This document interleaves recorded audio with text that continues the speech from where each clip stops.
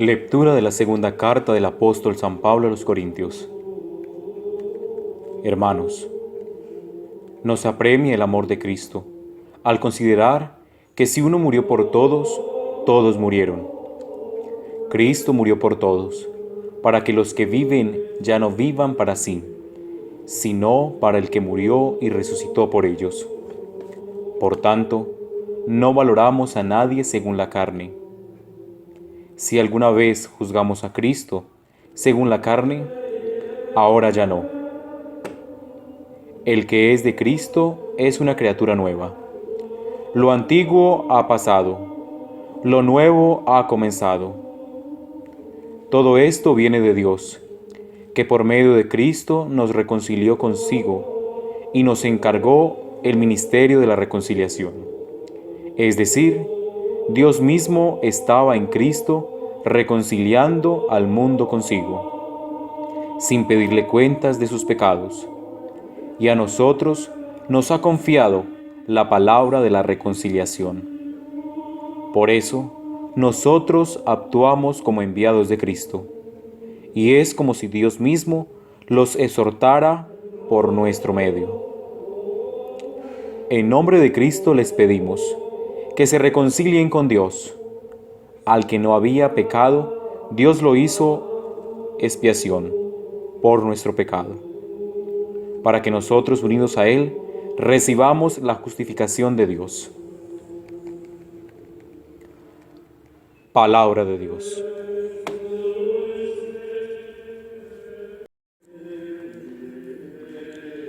El Señor es compasivo y misericordioso.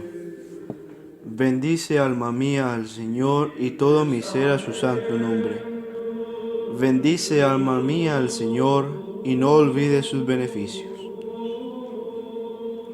Él perdona todas tus culpas y cura todas tus enfermedades. Él rescata tu vida de la fosa y te colma de gracia y de ternura. El Señor es compasivo y misericordioso, lento a la ira y rico en clemencia. No está siempre acusando ni guarda rencor perpetuo. Como se levanta el cielo sobre la tierra, se levanta su bondad sobre sus fieles.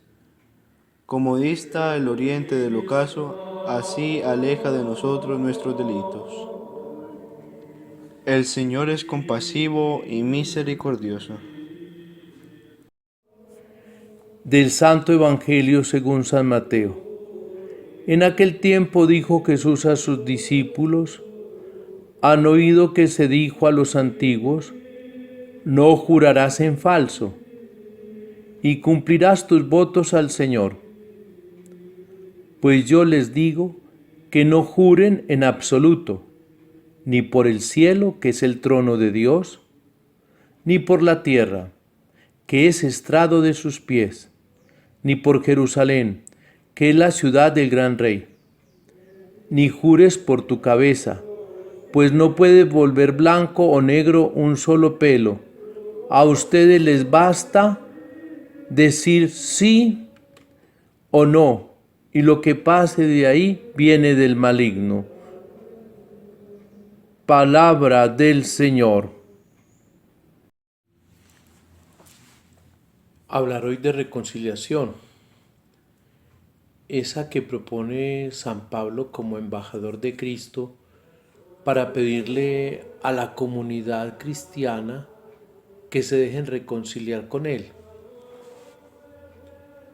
Si bien es cierto, en el trasfondo de todo esto está precisamente la ley del Antiguo Testamento, que en ningún momento queda abolida por la resurrección de Cristo.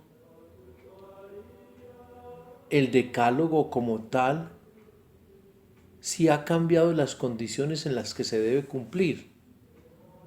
Ahora no es cumplirlo por cumplirlo, ni porque cumpliendo el decálogo vamos a obtener el cielo. No, es todo lo contrario.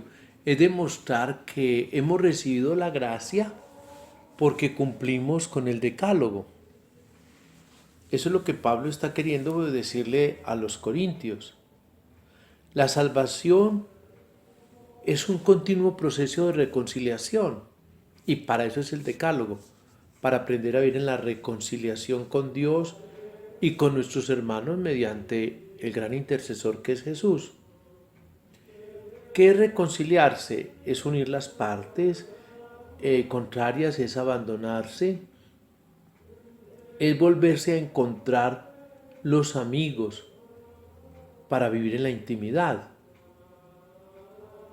es acortar distancias y hacerse presente, es establecer el puente del amor en la relación que se había roto.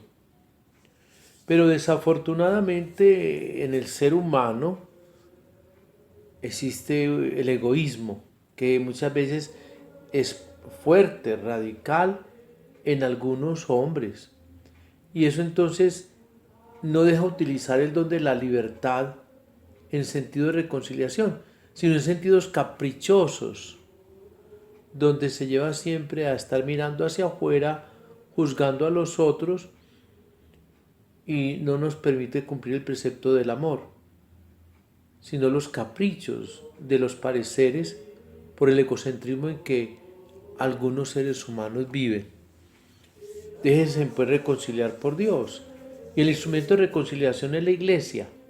Sí, esta iglesia en que vivimos es fuente inagotable de reconciliación. La iglesia tiene que hacer ejercicios, evidentemente, pero como institución divina es la fuente inagotable de la reconciliación. Ya la interpretación que se ha dado de parte de algunos jerarcas y todo lo demás, es la hora de comenzar a bajarle el tono a las excomuniones, a los rechazos, a las marginaciones, que algunas veces llevados de un falso pietismo y una falsa fidelidad y celo, hizo que se despreciara a muchos hombres. Creyentes o no creyentes, nadie ha acabado nunca de reconciliarse con Dios. Creamos o no, el hombre tiene que ir a un proceso constante de reconciliación. Pero para ello, ¿qué tiene que tener el hombre? La sinceridad en la palabra, que es lo que nos está pidiendo Jesús hoy en el Evangelio según San Mateo. Recordemos que la palabra es un don. Indiscutiblemente todo lo que se quiera expresar de la palabra como fuente originante de todo, ante todo es un bien, la palabra. Es lo primero que tenemos que tener presente, don. Y la palabra puede prestarse a abusos y a engaños, claro. Santiago nos va a decir que el hombre perfecto no falla al hablar, o mejor, que el que no falla al hablar es un hombre perfecto, lo dirá el apóstol Santiago. La palabra ha sido un instrumento que el hombre ha usado y el mundo está lleno, superpoblado de palabra. Y hay palabras muy buenas, hay palabras que llegan, como otras palabras que no son sino apariencia, pompa, que expresan el poder del que habla. Es el que, palabras llenas de corrupción, de podredumbre. Y esto está minando el campo político. Se habla de promesas de honradez para ocultar la corrupción.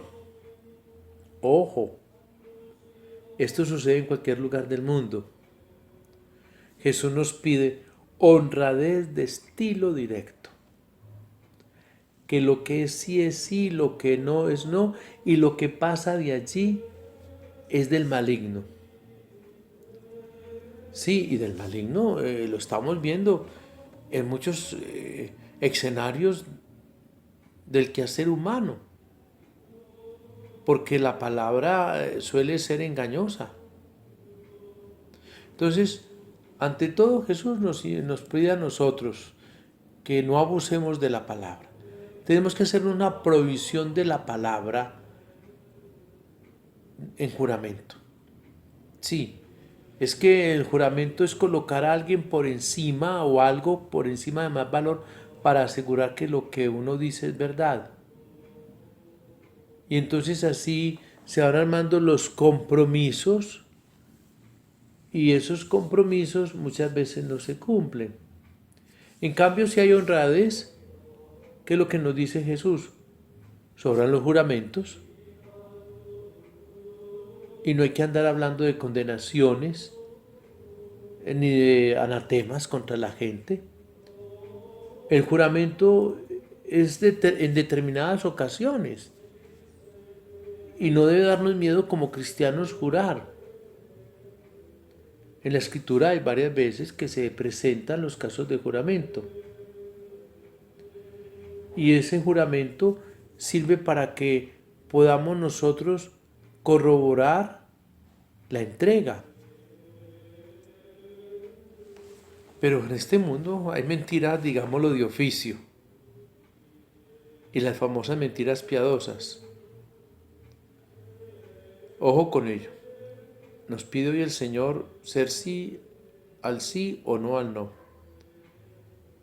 Desafortunadamente el arte político ha llegado a magnificar a los pueblos.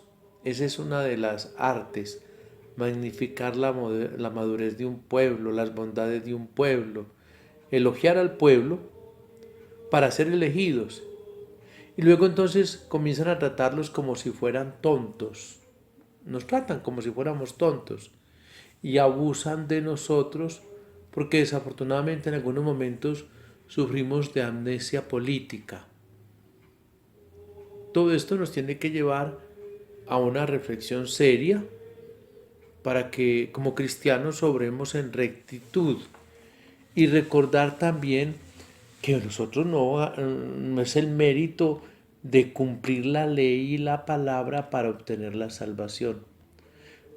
Como que tampoco hacemos mérito para salvarnos, porque entonces dejaría de ser gracia de Dios el don de la salvación. Observamos la ley en el sentido de Cristo resucitado, no para merecer la salvación, sino para agradecer de corazón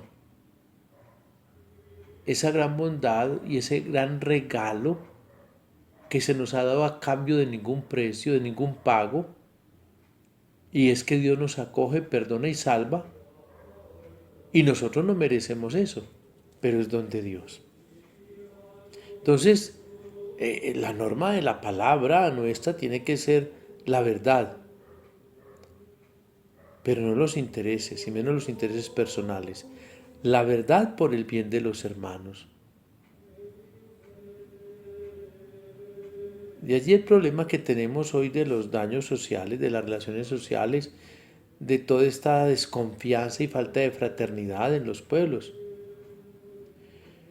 Las verdades a medias hacen mucho daño. Por eso la verdad es clara. Cristo salva gratuitamente y nosotros respondemos generosamente con el cumplimiento de la palabra y de la ley. A Dios no le podemos dar respuestas evasivas, ni calculadoras, ni deformadoras de los hechos. Jesús nos pide tener un estilo directo, ser veraces ante Dios. Y cuando uno es veraz ante Dios, lo es también ante los hombres.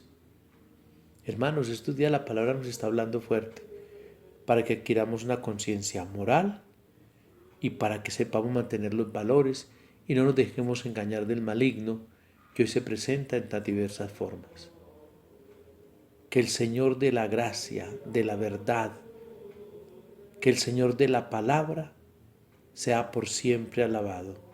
Y la bendición de Dios Todopoderoso, Padre, Hijo y Espíritu Santo descienda sobre ustedes y les acompañe siempre. Amén.